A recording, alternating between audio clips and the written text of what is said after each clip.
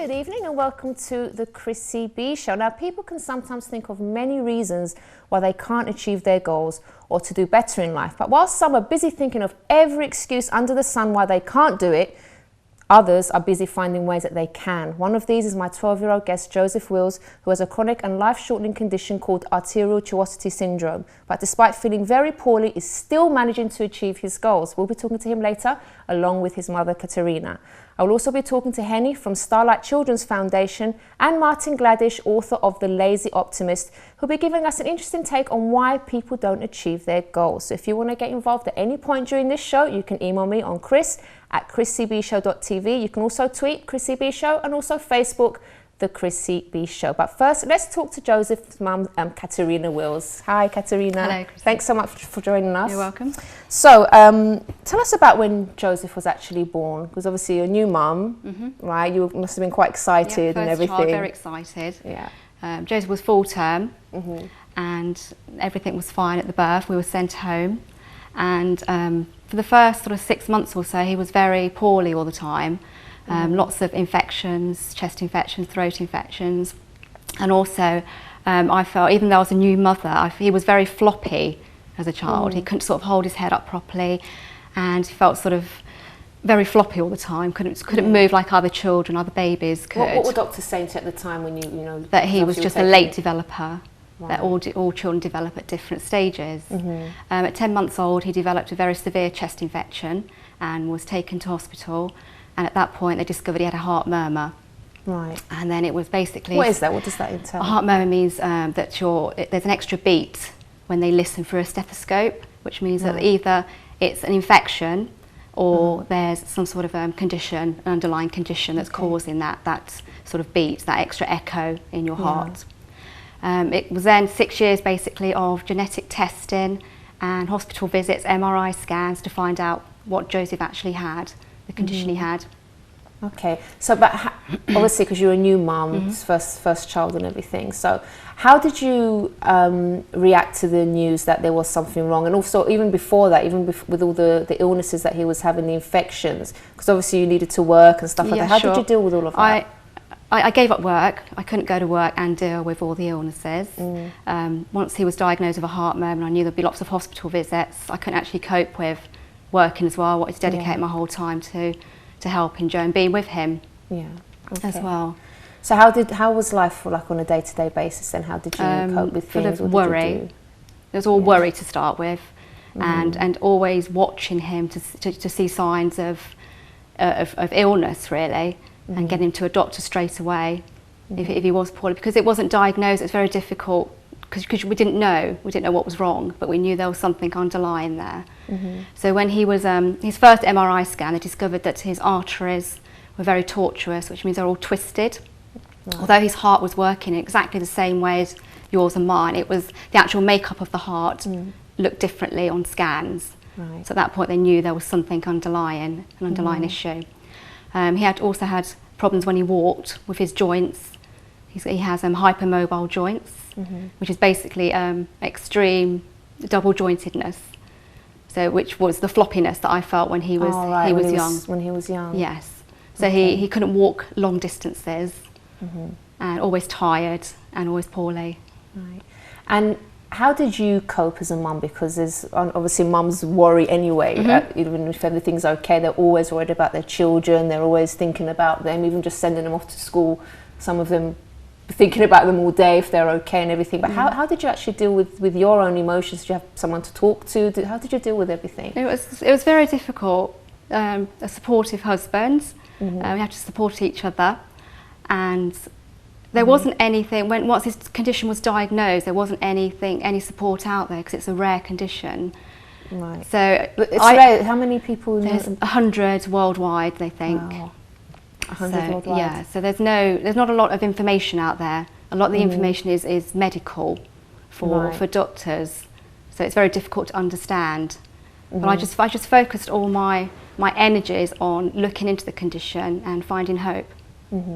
So is only the only person in the UK to have He's this? the only child in the UK with a condition. It's the only one they've seen in the UK. Have you communicated with anyone else, any other parents? Yes, a few years ago, Joseph actually set up a Facebook group page. Oh, Joseph set it for up? the condition, oh, yeah, okay. and we actually he's found for families in America with a condition. So now we can talk to people that their children have the same conditions and understand. Yeah. So we're in contact now with sort of 5 families. Oh, that's lovely. Yeah, in Germany and America. And how is that sort of helping you as well? Like, it's great because we can go backwards and forwards and talk to each other and say, did your child do this? And are you going through this at the moment? And how has that helped? And so there's a little bit of a support network there for us. Okay. And it helps Joseph because he knows there are other people out there to talk to with the same syndrome that he's suffering. Okay.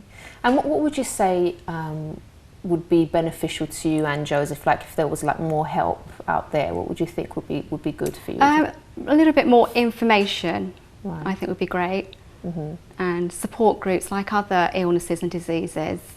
Yeah. But I think it's very difficult because there are so few people and they are sort of very widespread across the world. Okay. And I know maybe there's mums watching now and they're like thinking, oh, like, I've got a poorly child and, you know, I'm not sure what to do and I feel very sort of lonely and I feel, why me?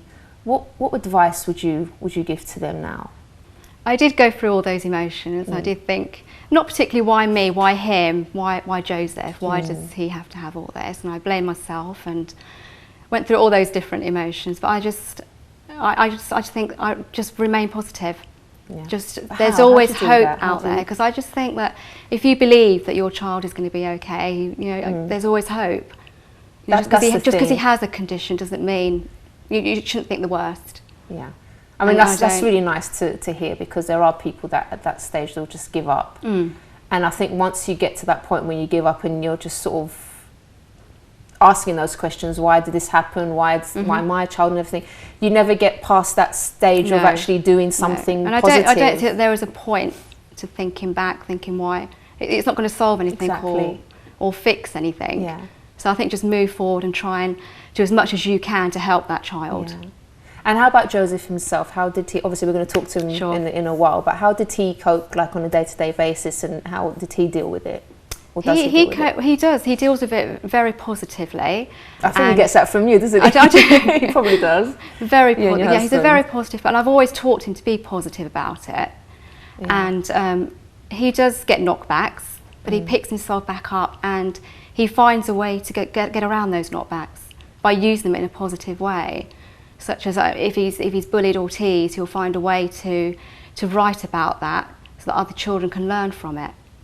I think, from what you're saying, I think you're an amazing mum, and obviously your husband's in that as well to help him, because I think the child is a reflection of the parents as well. So if you are negative all the time, if a parent is negative, and this is about anything, even if like there's you have a healthy child, but if you are constantly negative to that child's going to pick up on that and it's going to start doing the same thing. But if you are, as a parent, positive about everything, they follow that, they will copy you, and that's a reflection on Joseph now, because he's doing some great things. You must be so proud of him. I am very, very proud of him. Yes. But we're going to meet him just after the break. But if you want to get in touch, don't forget, if you're going through something as well and you'd like to sort of get in touch with our guests tonight, all their details will be up on our website. You can email me on chris@chrissybshow.tv, and the website address is chrissybshow.tv. Join us after this break, or we're going to meet the young man himself.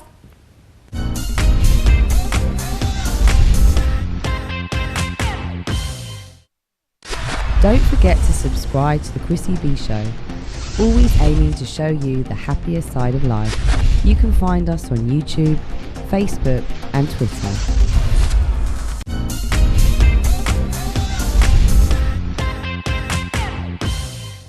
Welcome back to the Chrissy B Show, titled You Can Do It. Now, there are many people, maybe people watching now, that say they can't do certain things, maybe because they don't have qualifications. Some people, they say it's because of where they're from that they can't do certain things. Sometimes we come up with many excuses as to why we can't do certain things, and then end up kind of retreating into a shell and keeping ourselves to ourselves. But I'm talking to my first guest as well, Katarina, and the positive attitude that she has and she instilled in her son as well. It just shows that anyone can achieve anything when they put their mind to it. And we have her lovely son Joseph with us now. Thank you so much, Joseph, for coming on. So, Joseph, your mum's been telling us about the difficulties that she went through as well, and all the like emotions and everything. How about yourself? What kind of things have you been through that you found difficult? A lot, sort of, in a way, like my mum's. I always sometimes feel, why me? Sometimes blame myself for my condition, some things that I can't do. Yourself? Yeah, in a way sometimes, because like I can't move so very much. I think maybe it's because I don't do much exercise that it makes me. But you can't physically do the exercise anyway. So yeah, okay, that kind of thing.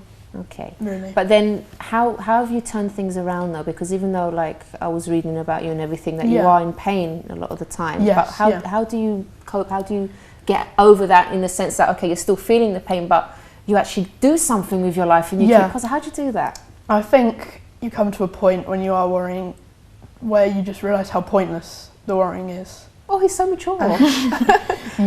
You just find it easier to just accept the things you can do. Yeah. Move on from the things that you might not be able to do and accept that you can't do them. Yeah. Instead of just feeling really upset about them. So this is my point, because like I said earlier, there's adults watching now that because of something silly, because of something small, that they think their lives are over and they can't achieve anything. But here you are, 12 years old, right? Teaching the adults. So tell us now about you've written a book, or how long is that? When's that going to come out? It's going to come out, I think, June. In June, okay. Yeah. Do you have the title already? It's called The World. The World, yeah. Okay, and tell us what it's about. It's a young adult sci-fi adventure story about a small group of people who are trapped in a mysterious world, and they're being hunted by a corporation. They need to escape this world or they're going to be captured, and there's lots of secrets that they don't know, which they find out along the course of their ordeal. Yeah. Now, I was reading on your blog, it's a choose your own adventure, isn't it? Now, you were saying who remembers those. I remember those because I used to read them all the time. These books, I used to love them. Oh, right. It's I'm actually writing a choose your own adventure as well. Oh, right. So this story is a linear story. Oh, so it's not just the one book. No, you're doing more. No. Okay. Yeah. There you go. I didn't know that was 2 books.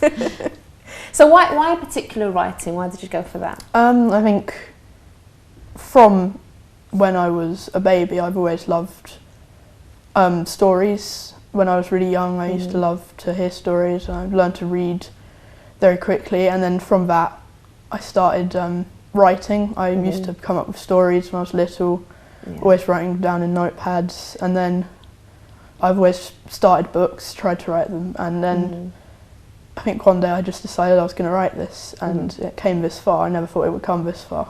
So had you sort of started before and then kind of not progressed with it? I started and then stopped it, and then I think I sort of moved on from this story because I didn't really like it. Okay. And then I came back to it later on.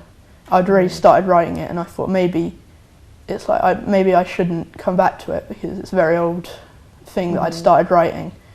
But I thought, no, I think if I want to write it, then I should go back, and I started writing it and got really far with it. Do you find that you express yourself quite well for your writing? Yes. Yeah, I can express myself much better in writing than I can when I'm actually talking face to face with a person.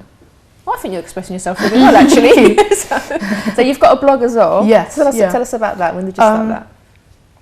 I've started it to sort of get people to know about my book.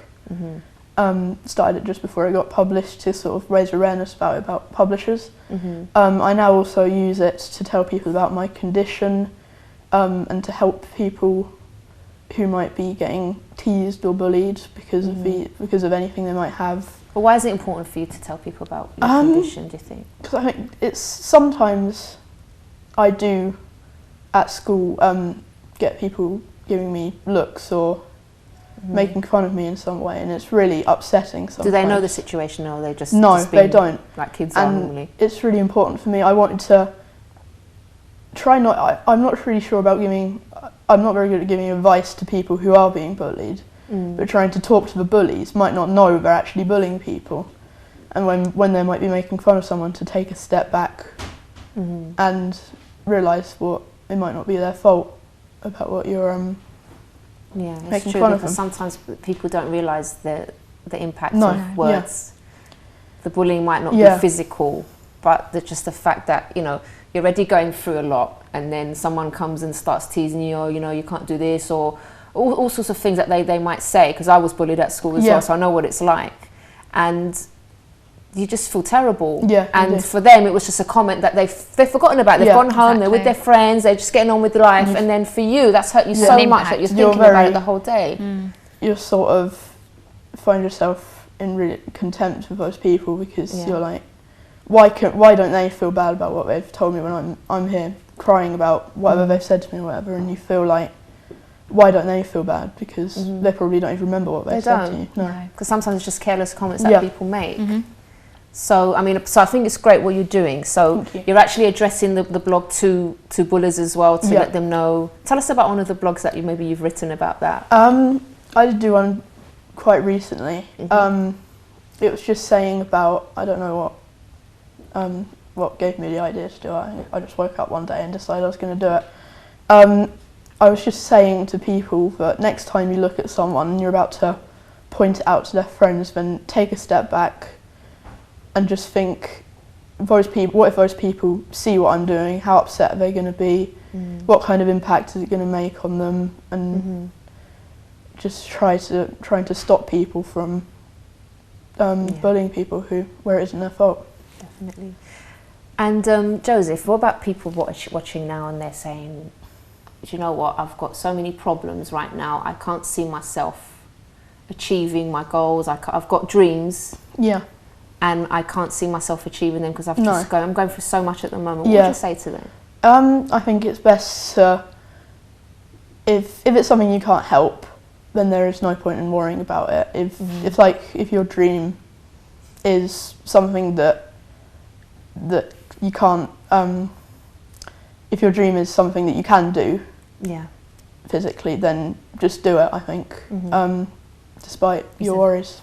Yeah, you can find a way to do things. You can, You can definitely find a way to do You said to me there's nothing to lose by trying. No. Yeah, exactly. I mean, you said you weren't expecting it to get this far with the book. Was that always your dream, to write a book? Yes, it was. I've always wanted to write books since I was very young. Yeah, and how does it feel now, sort of seeing that dream coming true for you? Not real. I still can't believe I've written it. It still feels like I'm sitting there, I've written one chapter, and it still feels like it's not going to get very far, when in real life I've actually finished it and it's going to be published. I just can't believe that's happened.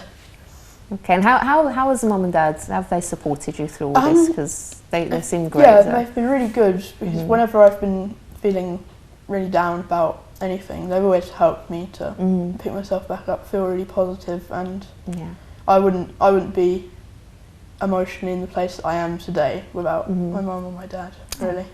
Oh, I'm going to get emotional. Okay, let me get myself together. Okay, Mum. Sorry, one sec. Mum, how do you feel about everything that Joseph's doing with the book and everything else? Really proud that he's managed to turn such a negative, horrible illness into something so positive, really, and that he's just carried on. Yeah. And, you know, achieving his dreams, not let anything get in the way.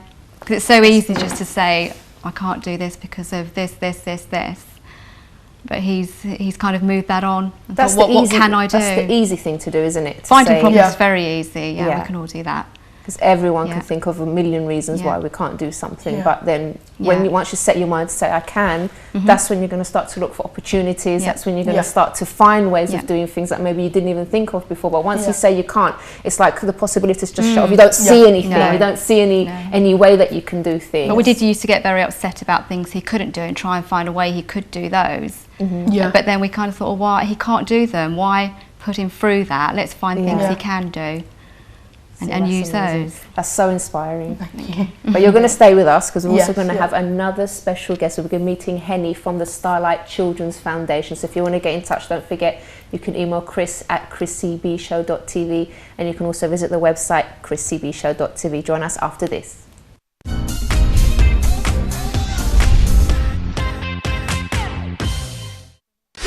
Don't forget to subscribe to the Chrissy B Show, always aiming to show you the happier side of life. You can find us on YouTube, Facebook and Twitter.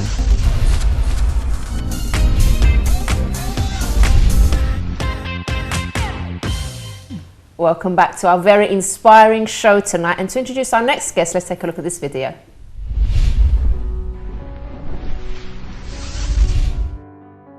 Until something like this happens, you don't appreciate how quickly it could all be taken away. Each year, 500,000 children spend time in hospital in the UK. About 10,000 of them have a life-threatening illness. While their friends are going to school and being carefree, these sick children live in a frightening world of pain, fear, and loneliness. At Starlight, we have one aim: to brighten the lives of seriously or terminally ill children by granting them a wish and by providing entertainment for all children in hospitals and hospices throughout the UK. A Starlight wish is not just a nice treat.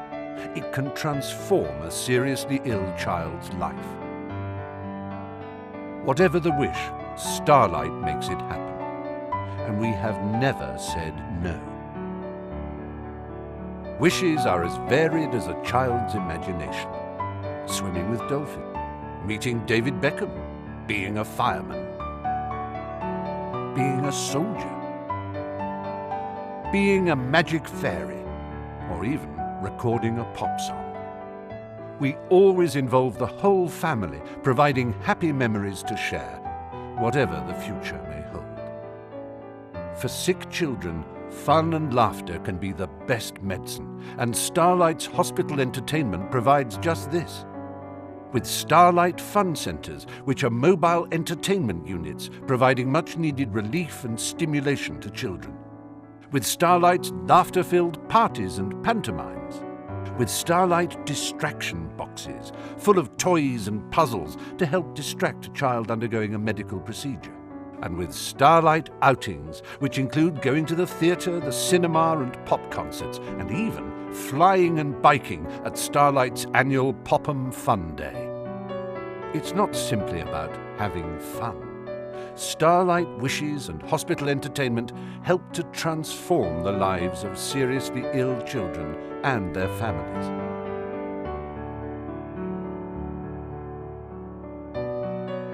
Me and my wife have got some very, very, fond memories of today. It's just going to be absolutely fabulous to look back on. All she's ever wanted to do is what she's done today, and I just can't thank you enough, because I just know it's just absolutely the best thing that anybody could have ever done for her. 70% of Starlight's children make a full recovery, and feedback from parents tells the same story. More than a wish fulfilled, the excitement and anticipation of the Starlight wish marked a positive turning point in their child's illness. In our first year, we helped just 4 children. This year, we will help over 500,000 children in hospitals throughout the United Kingdom. Please help us to make a sick child smile once again.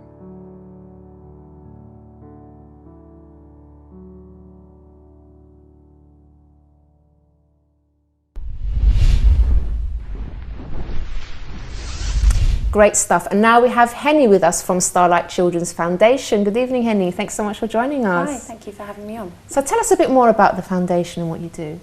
Well, Starlight Children's Foundation is the UK's leading wish-granting charity for children with serious and terminal illnesses.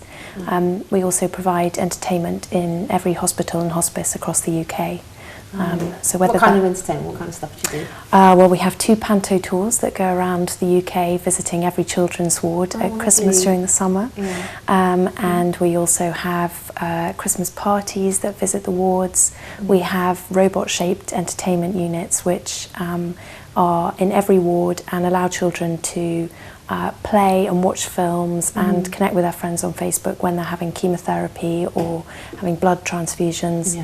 yeah, it really helps to take their minds off their illnesses and their treatment. How did you get into it in the first place? To Starlight? Yeah. Well, I was actually working at a financial PR agency, and I had always wanted to go into charity, into the third sector, and I heard about Starlight, and unfortunately there was a role at the time, and I was lucky enough to be taken on. So how did you guys meet here then? Well, Joseph came to Starlight because he was referred to us for a wish, and I think you were referred. Who were you referred to Starlight by? By my doctor. And anyone can refer a child for a wish. They just need to be between the ages of 4 and 18 and a UK resident. And if a doctor refers them, then to just say that they've had a condition that means that they've been very brave and been through a huge amount. Either a life-threatening or a life-shortening condition. And it doesn't matter what the wish is, but we will endeavour to do our very best to grant it. And in Joseph's case, it was to have your book published. Which is what did you think of that request? Well, it's quite unusual. I have to say it's the first time that Starlight's ever received that particular wish. Disneyland Paris is a very popular wish, as you can imagine. Meeting Father Christmas in Lapland is also a popular one. Swimming with dolphins. So we get a lot of wishes like that, but it's not often that we get a wish that is to have a book published. And I mean, it's pretty remarkable that Joseph came to us at, I think, the age of 12. Having already written his first book. I think that's pretty laudable. So we're very excited that it is going to be published this summer. Wow, that's amazing. So what other things maybe have you done for people that, you know, some examples that you could give us of stuff that you've done for children? How did it work out? There are some extraordinary wishes that we've granted, including a little girl who wanted to bake a cake for the Queen and present it to her at Buckingham Palace, which was very special. Oh, that's so sweet. A little girl who wanted to see a rainbow for the first time. There was another little girl. I'm seriously holding back. Oh, I've got a big one for you now. There was a little girl who wanted to have 3 stars named after her brother and her sister, so that she could talk to them when she was in heaven. Oh, bless. Which was very, very sweet. Cute. And we have a wonderful team of wish granters, which I think is the wish best granters, job title in the world. That's nice. And they are the people who make the magic happen. And so every child has a wish granter. And your letter came from the wish grant, Yes, didn't it? How did you feel when you got that, when you heard, they're going to help you to do this? Excited, wasn't it? Honoured. Oh. Yeah, you did. Very, very honoured. That's lovely. I thought we were going to get a holiday. Yeah. Don't you want a holiday? Well, this is more important to you. Because I think this is something that, you know, you've worked on for quite a long time, and it's been a dream for ages. So the fact that you're actually doing it now, I think, is wonderful. So tell us, Henny, what does a charity need at the moment? Because you must be really busy. Yeah, I mean, I think in these economic times, you know, every charity needs as much support as it can possibly be given. You know, we are doing our best to find innovative ways to keep helping the children. You know, around 2,500 children are diagnosed every year with a life-threatening illness, and we would love to be able to grant a wish, like Joseph's wish, for every child, although that might not be a book publishing for each child. I think we might have a few more. Maybe there'll be a few after this. Yeah, exactly. Yeah. So can people volunteer as well if they want to? Yes, we do have some volunteer opportunities, but what we would really ask people to do is, if anyone is looking to support the charity currently, is to download this amazing service which is called Give As You Live, which is an online shopping service. Anyone shopping online can download it, and the retailers that you're shopping at will donate funds to your chosen charity. Oh, right, great. Which is amazing, the fact, because we all shop. You know, spend so much money online, and it's at no cost to you. You can just be donating to your favourite charity without having to spend any of your own funds. That's good, isn't it? Everyone can do that. It's Yeah. just like a click, isn't it? Yeah, exactly. And it's really easy to use. Yeah. And Joe's actually donating 10% of his sales to Starlight. Oh, are you? Yeah. Oh, that's so lovely. It is amazing. Oh, that's brilliant. So yes, come June, that's what everyone should do. Yeah. Go out and buy Joseph's book. Yes. Right, so you're going to plan a nice book launch and everything for that? That would be nice to do. Yeah. Yeah. Okay. And Katarina, how do you feel about Starlight and all the involvement and everything and the interest in Joseph? Again, you know, honoured that they've been able to do this wish, make his dreams come true. Yeah. So that you know that he has achieved what he set out to do in life. That's the thing, is you get noticed when you actually go for things, don't you, as well? Like your doctor noticed, obviously, must have seen something in you, that he saw the fight in you, and that people do. That's how why he people nominated get, exactly. Yeah, he never really complains about anything. Yeah. Any advice is given, he takes it on board and follows instructions. So he's never down, he's always positive, and Yeah. that's why he was nominated. That's He's brilliant. overcome so much. Yeah. That's wonderful. All the best with the book launch and everything. Thanks. Please keep me informed, because I want to know when it's going to be and everything. I want to read your book, okay? Okay. And thank you so much for coming on and Thank talking you. about everything. Thank you so much, Henny, as well. Thank you. Great foundation, and I'm going to hear more about it. We're going to have a little chat later about it as well. Okay, so after the break, we'll be talking to Martin Gladish, author of The Lazy Optimist, who'll be giving us an interesting take on why people sometimes don't achieve their goals, and it might be something completely different to what you're thinking about. So join us after this.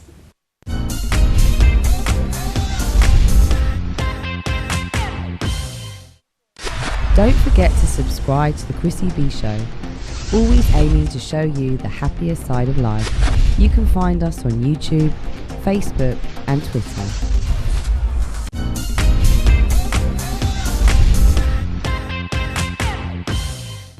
Welcome back to the Chrissy B Show, and now I have Martin Gladish with me, author of The Lazy Optimist. Good evening, Martin. Good How evening. are you? Yeah, good.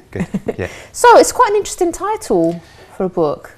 Yeah, it's a bit of a play on the word, really, lazy, because I think there's lots of optimists out there, but it's encouraging people to not to be lazy with their dreams, to actually go and do something with them.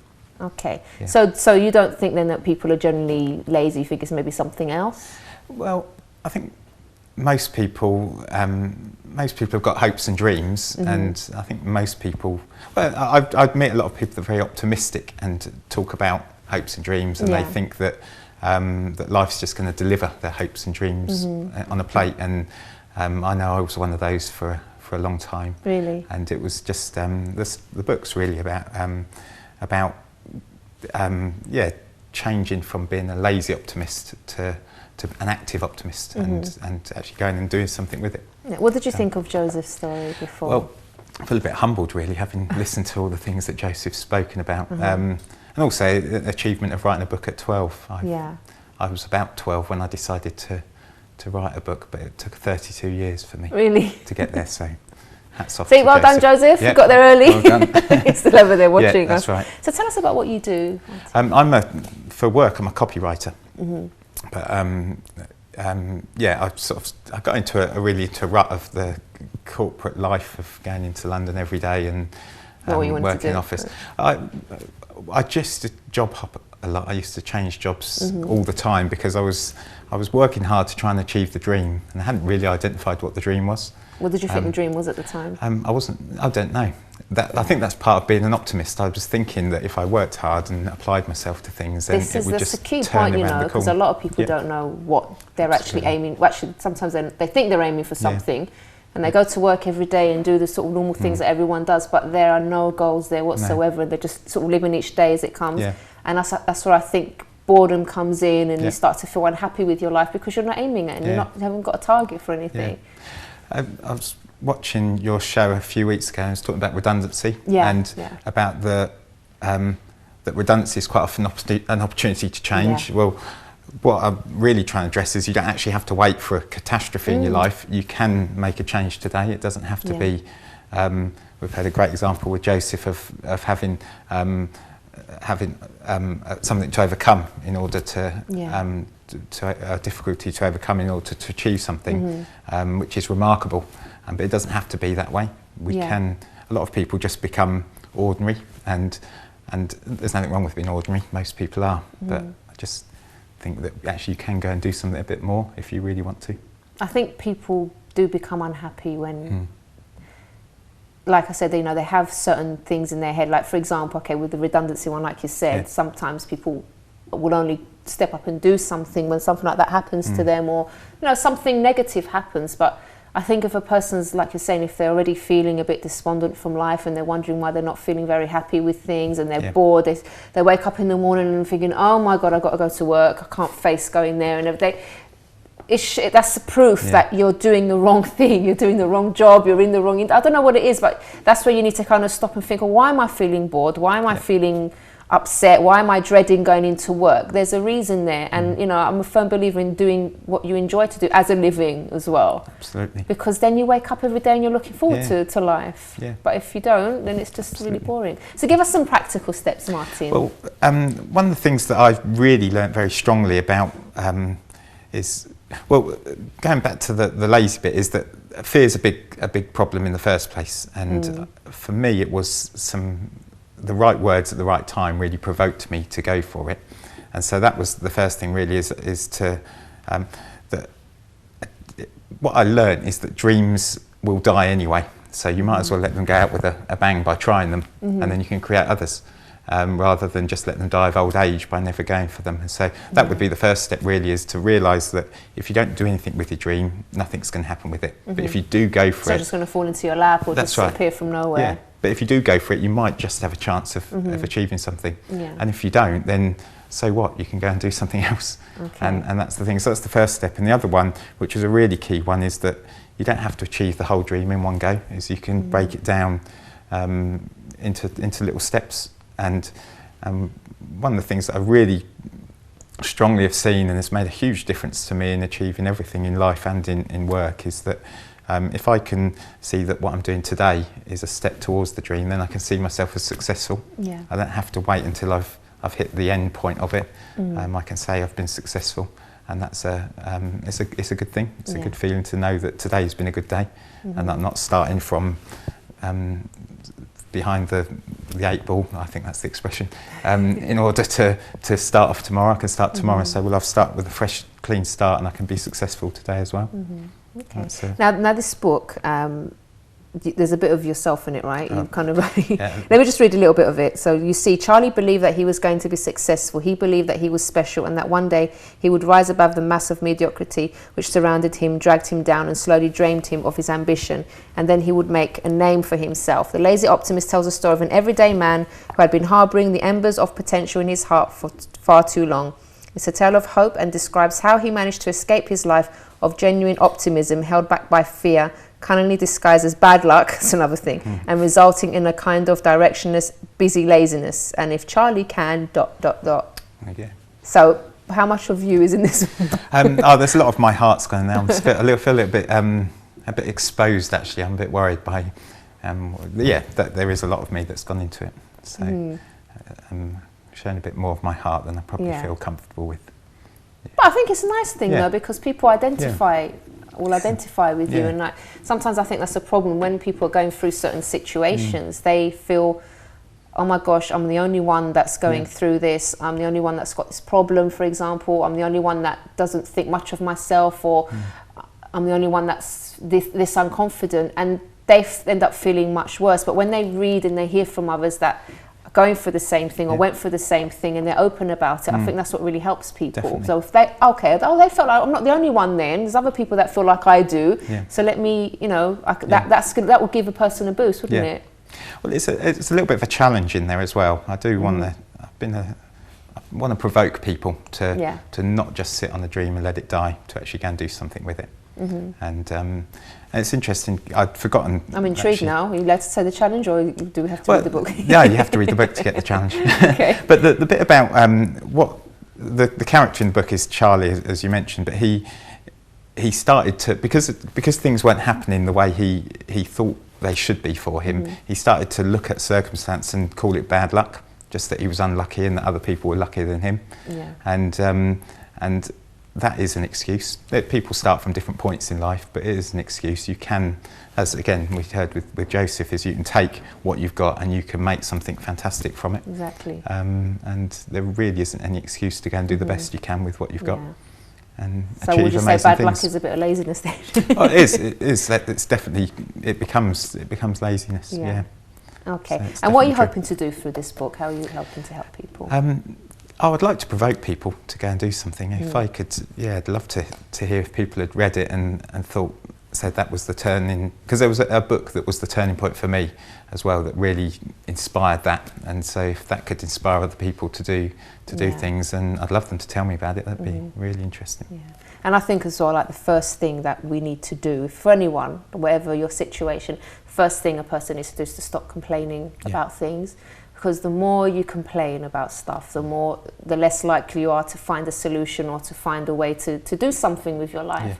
Because complaining just wastes time, I think. And I know, because I've done it and I do it sometimes, and when I catch myself doing it, it's like, okay, look, okay, you're complaining about this, but what can you do to change the situation? So instead of wasting time moaning about stuff, actually do something. And that's maybe what's lacking in a lot of people's lives, is the action to go ahead and just do things, even if you're not sure how to do it, maybe, or because a lot of people that have created things and they've made things and they're these successful entrepreneurs, they fail a lot before they actually get anywhere, before they strike it lucky, I would say. Well, most of them do. Most of them do. You look at you look at all the your Alan Sugars, your Richard Bransons, all of those people had spectacular failures first. I think Richard Branson was bankrupt at one point in the past. But I didn't know that. Yeah, I think he was. I hope I'm not going to get into trouble for saying that. Well, I'm fairly sure he was. And that's the thing, is that you do. Failure's a great learning curve, isn't it? And actually, I think there's a bit in the book where one of the, I don't want to give away too much, but the failure just becomes a word to Charlie. It's just a word, and it's got no power associated with it anymore, because he realised that actually it was just something he learnt from, and he could move on and do something great instead. There's no limit to the amount of dreams you can have, is there? Yeah, definitely not. No. I'm a great believer in that as well. Martin, thank you so much. Thank you. So for everyone at home, let's stop making excuses and let's just get on with things. Get off our bottoms and start doing stuff with our life, because everyone is capable. Everyone, no matter what your situation, what's going on in your life, you can make it with the right help around you. You know, there's lots of organisations that can help us. We've got details on our website as well, chrissybshow.tv. So don't say you can't, because you can, and I believe in you. So that's all we've got time for today, folks. But do join us again for the next Chrissy B Show. And if you want more information, you can visit the website chris@chrissybshow.tv. Bye-bye for now.